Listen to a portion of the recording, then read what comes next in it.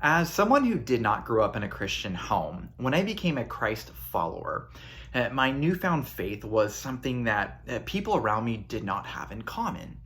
And so I remember on one particular occasion, I was so afraid for the people around me to openly see me identify as a Christian because they cared so much what they thought.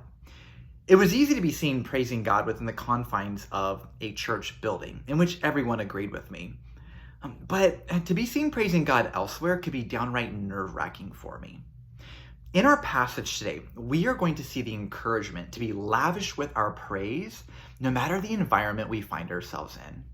And I trust that you too will be encouraged and challenged through this one verse in Hebrews 13. I'm going to read from verse 15. Therefore, through him, let us continually offer up to God a sacrifice of praise. That is the fruit of lips that confess his name. Now, the author of Hebrews is reminding his audience that they no longer need to offer sacrifices for their sin, since Jesus has done that once and for all.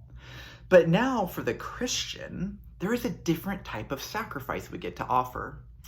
In Romans 12, Paul says that our bodies are to be living sacrifices, which means all of us, including our lips.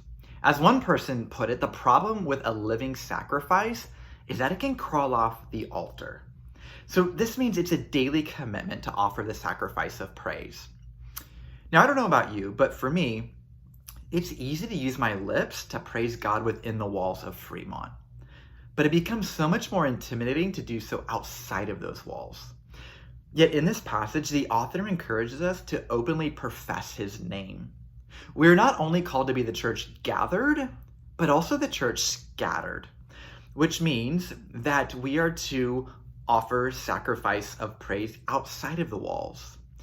So this doesn't mean that it has to be forced or contrived, but neither do we need to shy away or shrink back from declaring something that is praiseworthy.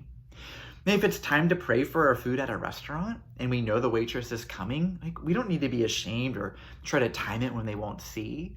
We don't have to awkwardly steer a conversation away from giving God praise just because someone may not share our faith. Revelation 12:11 says they overcame Satan by the blood of the Lamb and the word of their testimony. So this verse reminds us to continually offer this sacrifice of praise. We are invited to have our heads on a swivel, looking for opportunities to offer a sacrifice of praise. One of the things that was so attractive about the early church's witness was that their lives and their lips were offering sacrifices of praise in a way that others saw and were drawn as a result. While we don't make sacrifices to gain God's favor, we do respond to God's favor by offering sacrifices of praise from our lips, no matter where we find ourselves.